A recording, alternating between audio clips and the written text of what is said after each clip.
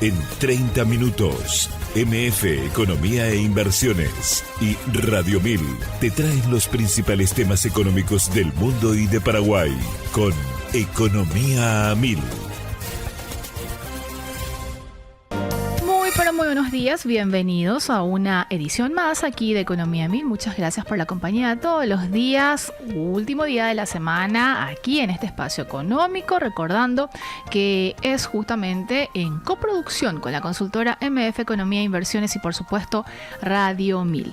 Quien les saluda, Prince Otto, y también ya le doy la bienvenida a mi compañera Ada Caballero. ¿Cómo estamos, Ada? ¿Qué tal? Bienvenida. ¿Qué tal, Prince? ¿Todo bien y vos? Todo en orden. Hoy tenés una luz especial por ser viernes, ¿verdad? Sí. Está bien. Vamos a tomarnos unas mini vacaciones este fin de semana para retomar con todo. Josema, el 26 es nuestro día, ¿cierto? O sea, el domingo. Ya les felicito de manera anticipada a los periodistas, tratando de hacer siempre lo mejor que tenemos en los espacios también que disponemos, así que muchas felicidades por anticipado. Y antes de saludarlo a nuestro invitado, hacemos un pimponeo rápido de las principales noticias económicas del mundo. Adelante, Josema. MF Economía e Inversiones presenta las principales noticias económicas de Paraguay y el mundo. Bloomberg en línea da cuenta que Estados Unidos intensificó la presión sobre Irán con un bloqueo naval y la orden de disparar a cualquier barco que coloque minas en el estrecho de Hormuz en un intento de cortar sus exportaciones de petróleo. La operación ya llevó a muchos barcos vinculados a Irán a dar la vuelta, aunque algunos continúan transitando el estrecho, por donde circula una quinta parte de los suministros mundiales de petróleo y gas natural licuado, permanece prácticamente paralizado, generando preocupación por el impacto económico global. De acuerdo con Reuters, los mercados bursátiles globales se desplomaron y los precios del petróleo se mantuvieron por encima de los 105. Ha vendido artículos de alto valor a Taipei desde hace unas 3 décadas. Y ya le damos la bienvenida a nuestro invitado de hoy. Él es Jan González, Team Leader de Finanzas Corporativas en Sudamérica Securities. ¿Cómo estamos, Jan? ¿Qué tal? Bienvenido. Gracias por estar con nosotros. Buenos días, Prince. ¿Cómo están? Muchísimas gracias por la invitación. Al contrario, gracias a ustedes, ¿verdad? Porque, como siempre les digo, un gusto estar con ustedes acá y compartir un poco y hablar de lo que tanto nos apasiona, que son las finanzas, ¿verdad? Así mismo, y muchísimas novedades. De hecho, Ada estaba compartiendo una información y me gustaría arrancar básicamente con eso, ya, de ir contextualizando de lo internacional y ya ir bajando también en Paraguay. Y esta información de los mercados bursátiles globales se desplomaron como información. Sí. ¿Cómo están viendo ustedes también desde Sudamérica Securities? Y te diría que un poco exagerada esa exclamación de se desplomaron. ¿Por qué, Jan? Porque si miras toda esta semana y la semana anterior también, el S&P 500, que es el que más miramos siempre, ¿verdad? Está haciendo máximos históricos. Sí, cada vez que hay viste que medio es un tire de afloja ahora, así entre mismo. que Trump dice, ok, ahora hay una tregua, ahora ya dejó de haber tregua, ahora vamos a sentarnos a hablar, ahora ya no nos sentamos más a hablar, ahora volvemos a sentarnos a hablar, y cada una de esas decisiones implica una subida del índice y una bajada del índice, igual con el precio del petróleo. Cuando salió la primera noticia de que iba a haber un alto al fuego, bajaron otra vez los precios del petróleo y se empezaron a controlar, y como las noticias que comentaban recién también, ¿verdad? Hubo tanto paradas de buques iraníes o con bandera que respondían a Irán por parte de Estados Unidos y viceversa igual. Claro. Irán también paró buques que no estaban apoyados por ellos, digamos, tenían banderas que no eran de las que ellos permitían.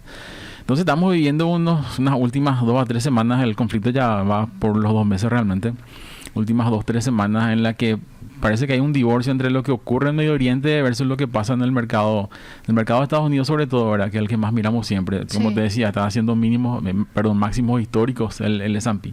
Por arriba de 7.000. Y esa es una muy buena pregunta. Los analistas apuntan a varios motivos. Primero, que como que no está tan internalizado todavía el alcance del conflicto, las posibles implicancias en cuanto a... Porque es una crisis energética, sí, ¿verdad? La sí. Agencia Internacional de Energía ya dijo que esta es una crisis energética no sin precedentes, pero comparable a la de los años 70 más o menos, ¿verdad? Pero estas constantes frenadas otra vez de que vamos a sentarnos a hablar, no hubo progreso en las charlas de vuelta entre Irán y Estados Unidos, hacen como que arrancas, ¿verdad? Y eso hace que, opinión de los analistas, ¿verdad?, que no se internalice el alcance y las implicancias del conflicto todavía. por esa naturaleza de paradas y sucesivas intenciones de cerrar. Esas empresas están teniendo informes de las earnings calls famosos, ¿verdad? Los reportes de las utilidades del primer trimestre muy buenos.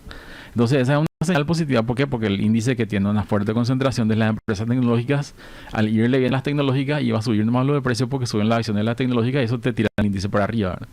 Entonces eso lleva un poco a lo que es el divorcio entre lo que ocurre realmente en el mercado y no solo el petróleo, ¿verdad? El petróleo, fertilizantes, con toda la incidencia que eso tiene en la cadena alimenticia para todo el mundo, ¿verdad? En la producción del sector agrícola, sobre todo, por un lado, el problema geopolítico y lo que ocurre por los mercados en el resto del mundo, ¿verdad?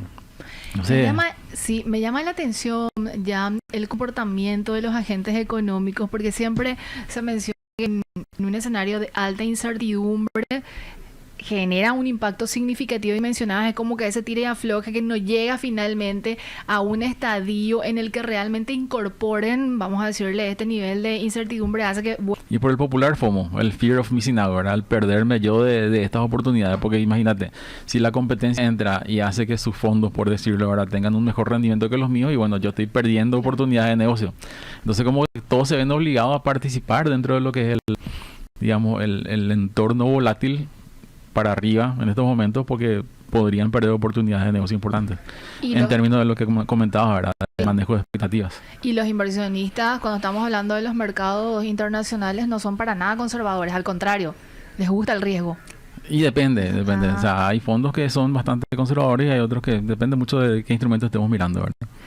Ya, con respecto a la bolsa que decías y miramos Estados Unidos, ¿cuáles son los principales índices que de alguna manera también te muestran cómo está yendo la dinámica? Hablabas, cambió el nombre del Standard & Poor's 500 y lo decías también vos, pero ¿cuál es aparte de ese otro índice que uno mira para ver y medir? El Nasdaq 100, ¿verdad? Sí. Que es el que toman en general las empresas tecnológicas luego, y el Dow Jones 30, ¿verdad? Que es el que toman las empresas industriales. Entonces esos tres siempre, cuando hablamos de, para la audiencia, sí, cuando hablamos de que cayeron las bolsas, sí, a lo que se hace referencia es a que un índice o dos o tres de los tres han tenido un comportamiento a la baja. ¿Y eso por qué? Porque el índice lo que busca reflejar es mucha información en un solo número. Entonces cuando tipo el CPI, ¿verdad? El IPC, sí, que lo que hace es agrupar una canasta de más de 200 bienes en un solo número y te dice, si subió el índice quiere decir que en general subieron los precios de las cosas. Claro. Y cuando un índice bursátil sube, te quiere decir que en general las acciones que lo componen han subido de precio. Y cuando baja, igual, ¿verdad? Que en general o en promedio el precio de esas acciones que componen el índice han bajado y es lo que antes se conoce como cayeron las bolsas. Es cierto. Que vende muchos titulares, ¿verdad? El desplome de las bolsas. Hoy día ya no sabe más si creer o no, que el desplome no está el desplome, ¿verdad? Totalmente. Pero menos mal tenemos el acceso a la información y podemos ir contrastando, etcétera. Ahí entra mucho el tema de que cada agente económico, ¿verdad? Cada usuario, sí, cada ciudadano, ser un poco responsable y leer más allá de los titulares nomás, ¿verdad? Porque hay veces que hay mucho sensacionalismo de repente en las noticias y vos mirás por detrás y hay un contexto y un análisis más profundo que hacer. Aunque digamos que son de fuentes súper oficiales o fidedignas, hasta podemos decir, bueno, Bloomberg, Reuters y demás, ¿verdad? Pero bueno, está dentro de cada medio, esa es aparte, ¿verdad? Pasa que sí, dentro de, depende mucho del ciclo que estés mirando, ¿verdad? Claro. Si miras las últimas 2 semanas, va a ver si hubo un desplome de la semana previa. Sí. Pero si miras los últimos meses, hay una tendencia para arriba, ¿verdad? Entonces, depende de cómo uno mire, claro, la evolución. Jan, ¿por qué Estados Unidos? Pero también hay otros índices en Asia y demás también, sí, ¿verdad? Sí. Pero ¿por qué no tomamos nosotros, digo, de Paraguay o de inversionistas de la región o en su conjunto otros índices y quizás nos centramos más en lo que muestra Estados Unidos? Y más por una, digamos, persistencia que es la cultura americana dentro de lo que conocemos todo, ¿verdad? O sea, miramos más para ahí que para otros índices porque es lo que nos llega más. Estamos siempre pensando en términos de dólares cuando hablamos de ciertos sectores de la economía, por ejemplo. Entonces yo creo que pasa un poco por ahí. Pero tenés razón, si miramos en un sentido global, sí, una de las bolsas, o sea, dos en realidad de las bolsas que se beneficiaron mucho con toda esta situación de inestabilidad de repente fueron las de Corea del Sur y la de Japón, ¿verdad? Que tienen, ahí también tienen, inclusive tienen los mayores productores de semiconductores, ¿verdad? Que son los que están teniendo mucha demanda. De vuelta pasamos por... Sí. Es inevitable hablar de la inteligencia artificial hoy día al hablar de economía, ¿verdad? Porque está tan metido dentro de todo. Pero sí, pasa un poco por ahí. Entonces hubo 3 empresas específicas que dentro del índice de Corea del Sur tuvieron un buen desempeño por el exceso de demanda de los insumos para data centers. Entonces sí, la bolsa de Corea del Sur, si nos remontamos a un año atrás, justamente en abril, ahora cuando Trump comenzó con su política arancelaria, Sí, ¿verdad? En el Liberation Day, que como que afectó un poco la visión de la previsibilidad que los países tenían acerca de lo que hacía o dejaba de hacer Estados Unidos. ¿Verdad? Con todo este conflicto de vuelta en Oriente Medio, sigue siendo el dólar la moneda de reserva global. Sigue siendo a donde los inversionistas van cuando necesitan un refugio ante situaciones un poco de crisis o de inestabilidad geopolítica, ¿verdad? Entonces, dependiendo mucho de cómo vaya evolucionando el conflicto, si se mira el DXY, ¿verdad? En estos últimos 2 o 3 semanas. El índice del dólar, sí. El DXY, sí, el índice del dólar que mide el dólar contra otras 6 de las monedas más importantes del globo, ¿verdad? Sí. Tuvo muchísima volatilidad. Cuando arreciaba la tormenta, subía el índice. Cuando habían estos anuncios de no vamos a parar el tiroteo, bajaba otra vez el dólar. Entonces, ¿qué te indica eso? Que ese flight to quality que le dicen, ¿verdad? Que en tiempos de crisis la gente atesora dólares o se invierte en dólares o se buscan instrumentos en dólares, sigue siendo vigente. ¿Por qué? Porque no hay una moneda que lo reemplace todavía. El euro nunca llegó a tener ese tipo de permeabilidad por cuestiones de más que nada de plomería financiera y sistemas de pago. Y China está tratando de posicionar al yuan a través de una política de compra de mucho oro físico en los últimos meses, ¿verdad? Pero tampoco sigue siendo una alternativa todavía. Entonces el dólar sigue siendo el activo de refugio por excelencia. Entonces sí, yendo a tu pregunta nomás, tiene mucha incidencia la cuestión geopolítica con la fortaleza o no del dólar. Y es muy irónico porque todo el movimiento de Make America Great Again de Trump se basaba mucho en posicionar a Estados Unidos de vuelta a repatriar industria, y para eso necesitaba un dólar bajo, ¿verdad? Pero estos conflictos que el arma hace que tenga el efecto totalmente contrario, ¿verdad? Y por el lado de Paraguay, bueno, el dólar sabemos que es una variable clave desde tanto las proyecciones de las empresas para lo que van a hacer en su presupuesto el año que viene, en los próximos 5 años, el impacto en el sector agrícola, en el sector exportador, en el sector importador, ¿verdad? El impacto en inflación, o sea, es una variable que hay que tener ahí siempre encajonada, ¿verdad? Tratando de monitorear a ver qué va a hacer. Así mismo. Ya me surgen muchas preguntas. A la vuelta del corte te voy planteando nuevamente, así que vamos a nuestra primera pausa y a la vuelta seguimos conversando con Jan González. Sigues escuchando Economía 1000, muchas gracias por la compañía. Ada, es momento de compartir la frase cifra del día. Adelante. 380 millones de dólares de déficit total en ambos programas, donde 200 millones de dólares fueron financiados con recursos del Tesoro y 180 millones de dólares fue el déficit calzado con recursos excedentes de los sectores civiles, comentó Jorge Delgado, director de jubilaciones y pensiones del Ministerio de Economía y Finanzas, MEF. Si te interesa descubrir más detalles, puedes escuchar el podcast completo en Spotify, búscalo en el perfil de Economía 1000 y mantenerte al tanto de todo. Seguimos en compañía de nuestro invitado de hoy, Jan González, Team Leader de Finanzas Corporativas de Sudamerica Securities. Jan, muchísimo por abordar en este espacio, en lo que resta del programa, y quiero aprovechar al máximo justamente por los multitemas, vinculados siempre a uno, pero con varias aristas. Y a mí me encanta siempre cuando se estrenan productos, cuando le permite a la ciudadanía o a la sociedad en general como aumentar conocimientos, que es lo que tratamos justamente de hacer en este espacio. Y desde Sudamérica lanzaron recientemente un informe muy interesante y me decías que es la primera edición. ¿Podemos hablar brevemente sobre eso? Porque de ahí justamente extrajimos varios temas que queremos también abordar en este espacio. Sí, claro, gracias por la mención.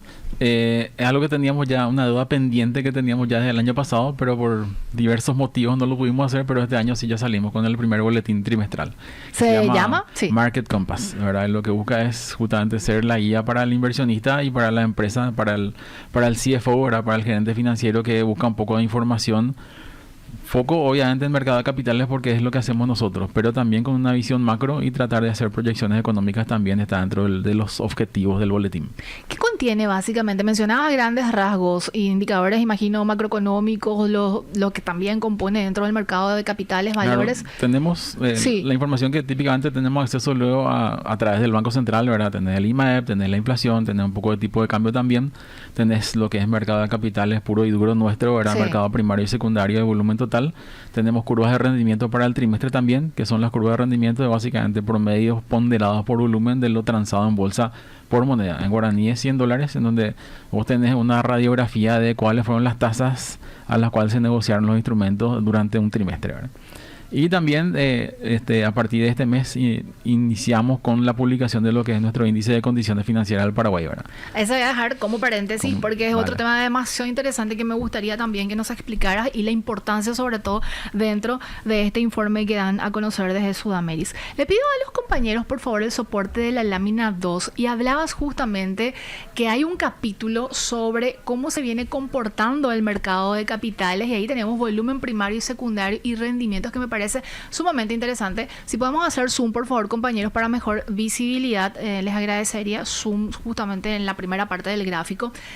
Decías, Jan, que son datos oficiales que se extraen del BCP, imagino también de la Bolsa de Valores, etcétera. Sin embargo, hacer todo este procesamiento y consolidar lleva obviamente su tiempo y una lectura como esta es muy enriquecedora porque condensa básicamente los datos y es este gráfico resumido prácticamente. ¿Qué tenemos ahí, Jan? Correcto. Bueno, en el gráfico de la izquierda lo que pueden ver es el mercado primario.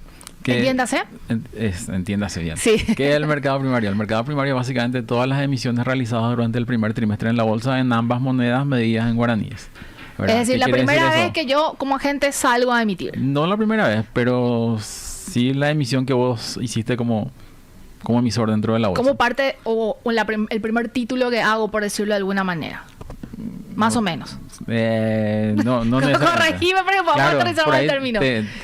Te vas mucho por el nombre de primario nomás, sí. ¿Verdad? Primario quiere decir que salieron los emisores, por decirte, banco sí. X sale sí. y emite.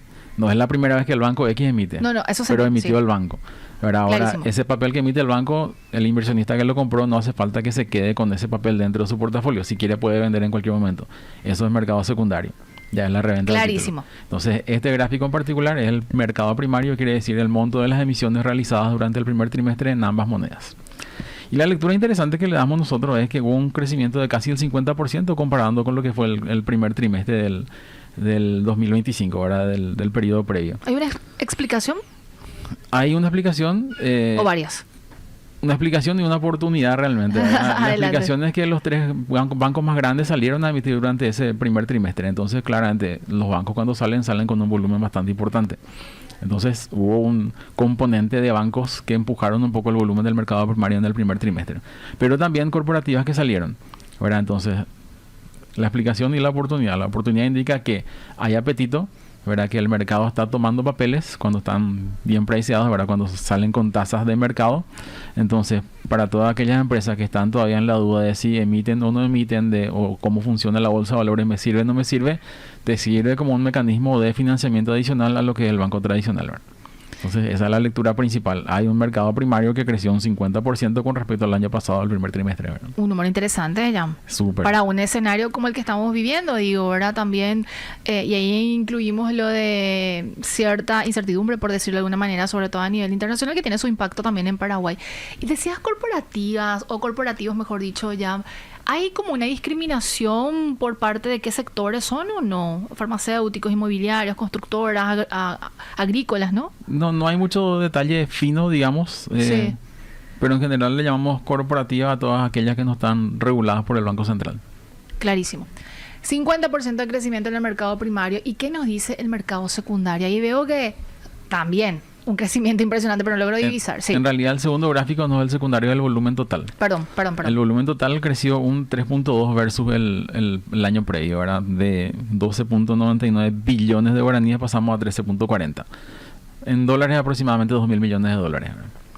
Y lo interesante es el siguiente gráfico, que es el mercado secundario. Un comportamiento inverso. Sí, el mercado secundario tuvo una pequeña contracción con respecto a lo que fue el periodo anterior, ¿verdad? Se redujo en, menos 1.2%. ¿También hubo una explicación? Hay una explicación. Ahí es más difícil porque, claro, porque entras, como dijimos, el mercado secundario es básicamente la reventa de títulos que ya están emitidos, que ya existen dentro del mercado. Y eso puede responder a múltiples explicaciones, ¿verdad? Desde el hecho de que toda la segunda mitad del 2025 salieron emisiones a tasas muy buenas porque las tasas estaban altas y por ahí no hay necesidad de los inversionistas de hacer tanta rotación de cartera todavía, entonces por ahí eso impactó en el trading, de mercado secundario. Pero a mí, obviamente, llevando agua a mi molino, Adelante. la lectura que yo le doy es que el volumen total, si te fijas, creció, ¿verdad? Creció un 3.2%.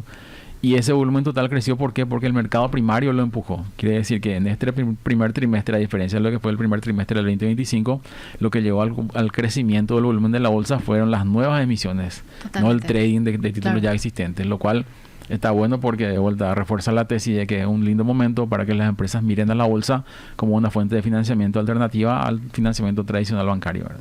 Porque el que presentaba y siempre presenta dentro del conjunto como una mayor presencia siempre ha sido el mercado secundario, tengo entendido. Sí, es así, los datos totalmente. muestran eso. Y eso que decís, que se vayan sumando más agentes y que vean oportunidades, obviamente eso también termina dinamizando de manera impresionante, imagino, el mercado. Y oportunidades también para los jugadores en el sentido de las casas y demás, ¿verdad? Claro, es la expectativa, pero finalmente nos posicionamos un poco como el intermediario nada más entre, por un lado, la necesidad de financiamiento de sectores clave de la economía, por un lado, y por el otro de inversionistas que están buscando también mayor diversificación de cartera. Entonces siempre está bueno traer nuevos emisores. ¿Por qué? Porque vos tenés un abanico más amplio y siempre la regla de diversificación sigue aplicando, ¿verdad?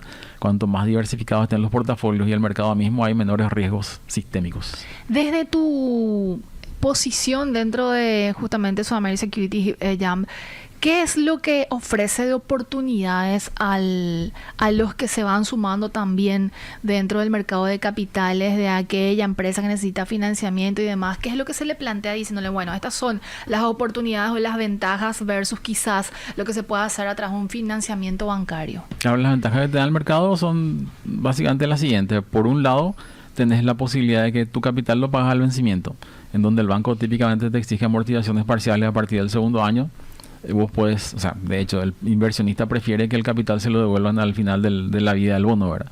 Entonces, para muchas empresas eso es una ventaja porque no necesitas hacer amortizaciones de capital en el medio. Claro. ¿Verdad? Por otro lado, tenés el hecho de que las emisiones no pagan IVA sobre intereses, en donde el financiamiento bancario sí paga, ¿verdad? Y si bien de repente las empresas pueden netear su IVA, ¿verdad? Sigue siendo un impacto sobre el flujo de caja porque es algo que tienen que pagar las empresas, ¿verdad? Totalmente. Y hay una diferencia realmente si uno calcula el costo financiero all-in, ¿verdad? El total del costo a similares condiciones, una emisión te sale más barato que un préstamo vía banco.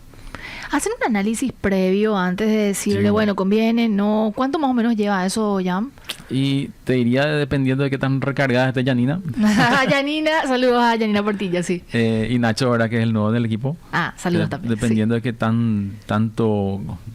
carga operativa tengamos, entre 2 semanas a 3 podemos hacer tener diagnóstico. Un diagnóstico, claro, porque implica la carga de la totalidad de los balances de los últimos 5 ejercicios de la empresa. Claro. Y un diagnóstico del sector, clientes, proveedores, etcétera.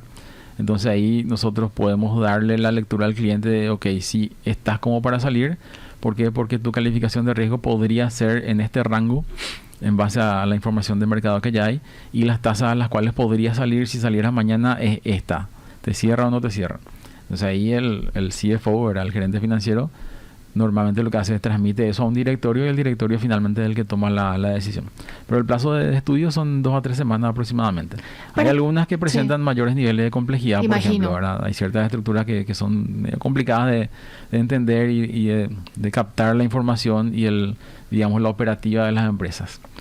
¿Para qué generalmente una empresa recurre al financiamiento? Porque tengo entendido que son como para 3. Sí. La verdad, si podíamos hacer un repaso también de eso, ya. Típicamente los destinos son, por un lado, la reestructuración de pasivos, que sirve para empresas que tienen vencimientos de corto plazo y que necesitan justamente ese aire en el flujo de caja, entonces tirar los vencimientos o cancelar todas esas obligaciones de corto plazo y pasarlas a un bono a 3-5 años de plazo, por ejemplo. Sí. Entonces ese es un uso típico. Tenés el capital operativo, típicamente, ¿verdad? Que es para inventario, para financiamiento de tu inventario o para pago de proveedores. Y tenés la inversión de capital pura y dura, ¿verdad? Que también es la razón de ser, de hecho, del mercado de capitales, porque el mercado de capitales te da ese plazo que el banco de repente no te da, salvo que metas garantías reales, por ejemplo. Entonces esos 3 son los destinos típicamente que que se usan dentro del mercado: reestructuración de pasivo, capital operativo y inversiones en capital.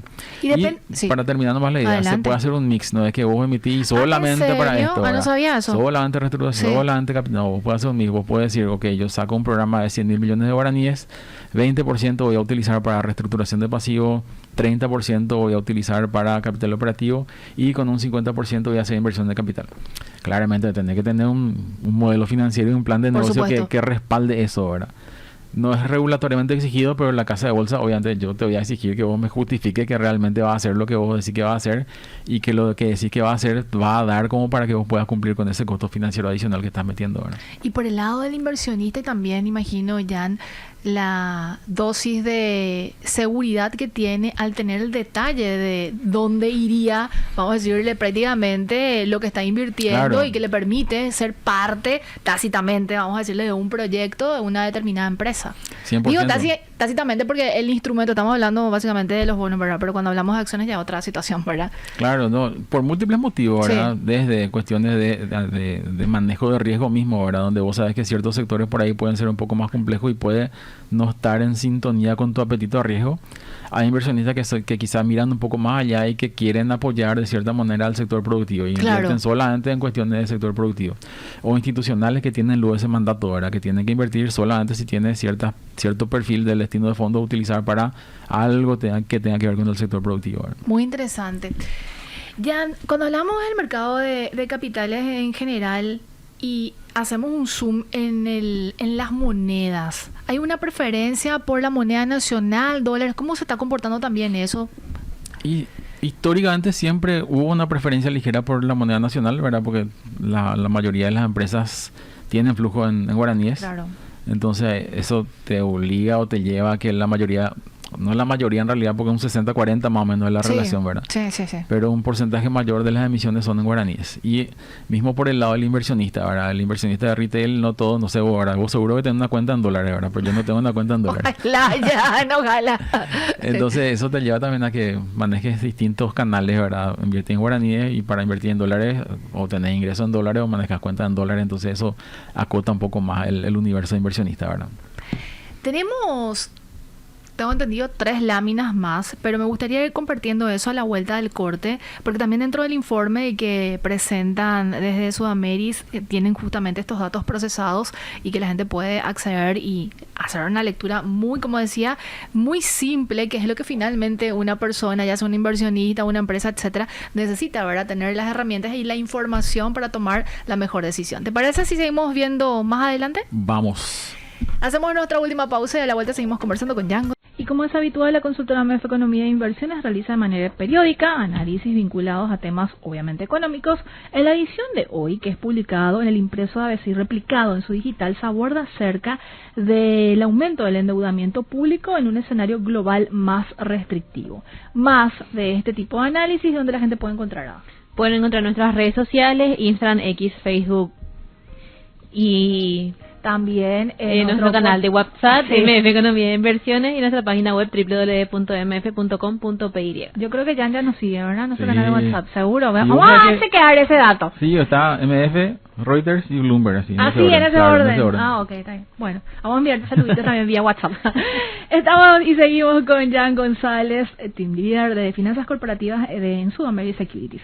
Jan, hay también un informe, o parte, mejor dicho, de este informe, un capítulo muy interesante que habla sobre justamente la curva por plazo y en el mercado secundario. Así que le pido a los compañeros la placa número 2, por favor, donde podemos ver claramente cómo se viene comportando justamente esta parte del indicador. ¿Qué podemos destacar en eso y qué lectura nos da?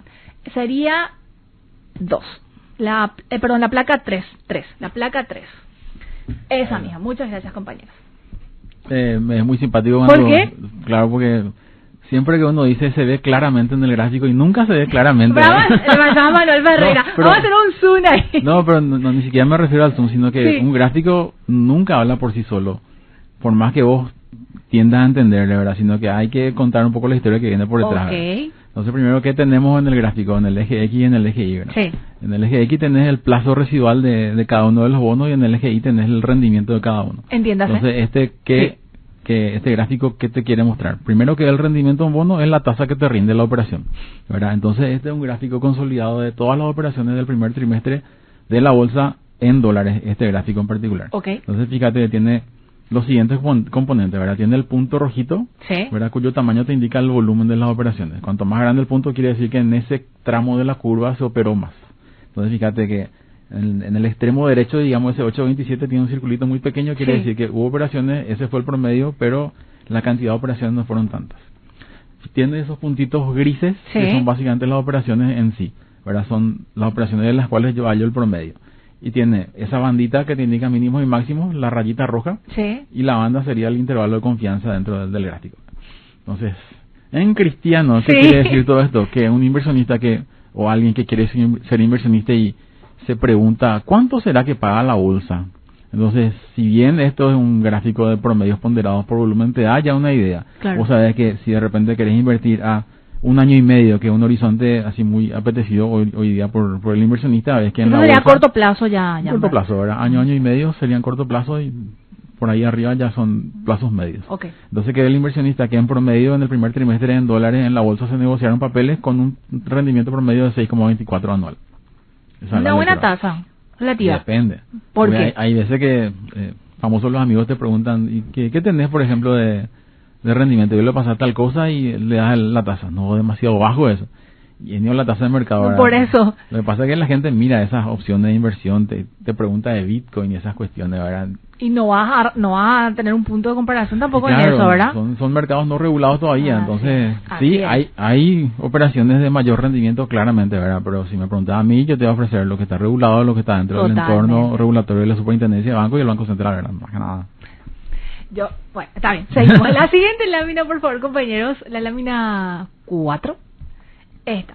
Yo decía ahí claramente, porque la banda esa ancha mi lectura así a grandes rasgos, hay como un crecimiento cuando vemos hacia arriba, etcétera. Solo por eso lo decía. ¿Qué vemos aquí ya? Es lo mismo pero en guaraníes. Entonces fíjate que las tasas en guaraníes, si miramos el mismo plazo que también es el más apetecido por los inversionistas, la tasa promedio ponderada por volumen para el primer trimestre en guaraníes fue de 11.05. ¿verdad? Y si te fijas, comparando con lo que es el dólar, hay muchos más puntitos grises, hay una dispersión mucho mayor. Sí. Entonces ahí te habla un poco más de, primero, mayor cantidad de instrumentos y una mayor variedad de calificaciones de riesgo probablemente, porque acá está todo junto, ¿verdad? No hay una discriminación entre calificaciones malas versus buenas versus no tan buenas. Entonces hay una mayor dispersión en guaraníes, pero los promedios que se negociaron en el mercado fueron esos. Y esto es lo que se conoce como curva de rendimiento, ¿verdad? Información relevante tanto para inversionistas, de vuelta, para la gente que de repente quiere saber cuánto será que se paga en la bolsa, y bueno, Sí. este es el promedio de lo que se paga. Después, cada instrumento en particular tiene sus propias características en cuanto a tasa, plazo, etcétera. Y obviamente forma parte del informe que prepara Sudamérica. Correcto. Todo esto sale del boletín trimestral. Hice así una mirada rápida ya y me llamó la atención lo siguiente: el índice de condiciones financieras Paraguay. Así que vamos a la placa número 1, por favor, compañeros. Si mal no recuerdo, porque sí, la placa número 1. Sí, este es un índice que contempla ya, o cómo nació básicamente también la necesidad de incluir dentro de este informe. Bueno, nace de una necesidad del negocio propiamente, ¿verdad? En el sentido de que nosotros, o sea, mi tarea Sí. es salir a captar nuevos emisores en la bolsa, ¿verdad? Para lo cual yo tengo que tener información confiable, robusta, ¿verdad? Claro. Entonces, de repente, tratar de condensar una serie de indicadores, ¿verdad? Para decirle al potencial cliente emisor, mira, el mercado está en condiciones favorables porque la tasa activa comercial informada por el SP está por acá, las tasas pasivas están por acá, los CDA están por acá, las letras de regulación monetaria en su última subasta estuvieron por acá. Esto me indica que hay liquidez en el mercado porque el interbancario tiene altos niveles de la facilidad permanente de depósito dentro del BCP, por ejemplo, y la tasa del interbancario está para abajo. Eso quiere decir que hay mucha liquidez en el mercado, por lo cual yo te puedo decir que sí puede haber mucha demanda para tu papel. Este índice concentra 17 de esas variables, ¿verdad? Divididas en 3 subíndices de vuelta, en donde el primer índice tiene un peso mayor, que son todas las tasas, ¿verdad? Tasas activas y pasivas en guaraníes y dólares, más las tasas de las letras de regulación monetaria del tramo más corto, 91 días y 180 días, porque entendemos que es el que tiene mayor liquidez. El segundo subíndice toma todo lo que es crédito, ¿verdad? La variación interanual de las carteras de crédito del sector financiero al sector privado, morosidad y otras 3 variables más también, ¿verdad? Y también obviamente somos mercado de capitales y una pata del mercado teníamos que incluir, ¿verdad? Entonces, el segundo subíndice tiene un peso menor, ¿verdad? Le damos más peso a las tasas. Esto obviamente va a ser recalibrado en función de cómo se vaya comportando el índice. Sí. Al segundo índice le damos un peso de, primero era 50, 25 y 15 para el último, ¿verdad? El mercado de capitales le damos un peso un poquito menor porque la información no es tan larga todavía, ¿verdad? Tenemos datos a partir de 2024, con el resto sí tenemos series más largas porque el BCP lo informa ya desde hace un tiempo, tener series largas como para tomar la información. Entonces, partiendo de esa necesidad de negocio, de tener un indicador robusto que nos permita decir con propiedad al cliente, mira, las condiciones del crédito están, y eso, ¿qué te dice el índice finalmente? Son dos cosas nomás. Sí. ¿Verdad? El índice se mueve entre +1 y -1. Cuando está en terreno positivo, en +1, quiere decir que, o la lectura es que el crédito está en condiciones un poco contractivas, que las tasas están altas o que la variación interanual del crédito concedido al sector privado está como que contrayéndose un poco. Y viceversa, cuando el índice está en terreno negativo, estamos en condiciones más laxas. ¿Qué quiere decir eso? Tasas de interés un poco más bajas que el promedio de los últimos 5 años y un crecimiento del crédito mayor al promedio. Entonces eso me permite a mí decirle al cliente con propiedad, ¿sabes qué? Las condiciones del crédito hoy día en Paraguay son tales. ¿Te conviene? ¿Por qué? Por estos motivos. Las tasas están con tendencia para abajo, por ejemplo. Entonces lo bueno es que eso, claro, como todo índice, lo que hablamos hace rato, el S&P, la inflación, ¿verdad? Un número que concentra mucha información en uno solo, ¿verdad? Que entendiendo la composición vos podés darle una lectura y te sirve para tener un pantallazo rápido de qué es lo que estás tratando de mostrar. En este caso, nosotros tratamos de mostrar las condiciones financieras de Paraguay, tomando esas 17 variables reportadas tanto por el BCP como por la bolsa. Y tras este primer análisis de implementación del índice, ¿qué resultados arrojó ya? La lectura que está dentro del boletín es la siguiente. El índice hoy día me da valores negativos, pero muy cerca al promedio de 0. Entonces, ¿qué quiere decir eso? Que la situación del crédito en el país está en terreno laxo, es decir, hay un crecimiento del crédito importante, pero muy tendiente a lo que fue el promedio de los últimos 5 años. Pero lo interesante es, y esto, o sea, obviamente como está construido en base a datos reales, te va a reflejar la realidad nomás luego, ¿verdad? Totalmente. Entonces cuando vos mirás... ¿Podemos por favor poner otra vez en pantalla la placa número 1? Cuando mirás la evolución de los subíndices, ves que el subíndice tasas... Sí, hacemos un zoom por favor en los gráficos. Para arriba. Sí. Si podemos hacer el gráfico de la derecha. Sí. Ahí tenemos justamente... Sí, ¿puedes seguir más, John? El subíndice de tasas no se tiró tanto para abajo, sin embargo el subíndice de crédito sí está más para abajo. Entonces, ¿cuál es la lectura que le damos ahí nosotros? Que el crecimiento del crédito fue más por una demanda genuina de crédito y no tanto por una cuestión de pricing. No es que las tasas estaban bajas, por eso que aumentó el crédito. Que tiene sentido con lo que vimos en la realidad del segundo semestre del 2025, de vuelta en donde las tasas en guaraní estuvieron súper altas, ¿verdad? Totalmente. Ya, este tipo de informe, y bueno, muy muy rico, sigo insistiendo, es de distribución ya gratuita, donde la gente puede encontrar más detalles. Está posteado hoy día en el LinkedIn de la Casa de Bolsa, ¿verdad? De Sudamérica Securities, y eventualmente va a tener un apartado también en la web donde va a estar posteado cada uno de los informes trimestrales. Haciendo una ya reflexión final del mercado de capitales en Paraguay, si tuviéramos que poner una calificación y también lo que se espera para los siguientes meses, ¿cómo lo definirías? ¿Cómo lo ven? 10 de 10. ¿Ah, sí? Muy optimista. No, o sea, retomando un poco lo que conversamos atrás, ¿verdad? Es un año complicado de lectura, ¿verdad? Porque estamos esperando cómo nos va a impactar la inflación. Tenemos un tipo de cambio que está súper controlado y que te puede servir de colchón para amortiguar ciertas cosas, ¿verdad? Nuestra perspectiva, que también está dentro del boletín, es que la tasa de política monetaria se mantenga como está el resto del año, ¿verdad? Porque bueno, no vemos digamos señales que tiendan a forzar a que el Banco Central tenga que tocar esa tasa, porque de hecho si miramos el primer trimestre ellos habían iniciado un ciclo de recortes, luego ahora metieron 2 recortes en enero, en febrero y en marzo se paró un poco porque comenzó el tiroteo. Es cierto, economía de guerra. Claro, economía de guerra. Entonces los efectos de ese conflicto ya lo estamos viéndolo en la estación de servicio, ¿verdad? Cada vez que nos vamos a cargar. Entonces eso va a tener cierta incidencia, ¿verdad? Dependiendo de qué tanta tolerancia tenga el BCP a que eventualmente esa inflación se salga un poco de la banda de tolerancia de su meta de inflación, y ahí podría haber mayores acciones por parte del central, ¿verdad? Entonces, eso en cascada te influye en todo el entorno de tasa, ¿verdad? Totalmente. Entonces, dependiendo un poco de cómo vaya afectando y cómo vaya evolucionando el conflicto, y esta es la parte más complicada de todo, porque no sé qué tanto tiempo tenemos todavía, pero Tenemos 1 minuto aproximadamente. Para completar nomás esa parte, el tema del conflicto, por más que se declare un cese al fuego definitivo y que llegue el fin de las hostilidades, Sí. el daño ya está hecho. Totalmente. El estrecho de Hormuz está cerrado, las minas van a tardar por lo menos 6 meses en sacarse, el flujo de tráfico de logística por ahí no es que va a normalizarse de un día para el otro nomás. Y eso va a seguir impactando en los precios tanto de petróleo, combustible y fertilizantes. Y ese impacto nos va a llegar de alguna forma. Y cada empresa recibe ese impacto de una u otra forma. Ahora ya dependerá si tiene exposición en dólares, en guaraníes, que tanto le impacta el flujo digamos, la balanza comercial, etcétera. O sea, cada empresa tiene su exposición a la economía dependiendo del sector en el cual está, y depende mucho de cómo lo gestionen para poder saber cómo saldremos parados a final de año, ¿verdad?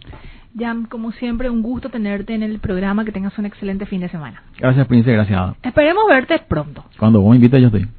Gracias. Estuvimos con Jan González, team leader de finanzas corporativas en Sudamérica Securities. Terminamos, nos reencontramos el lunes. Así mismo. Que tengan un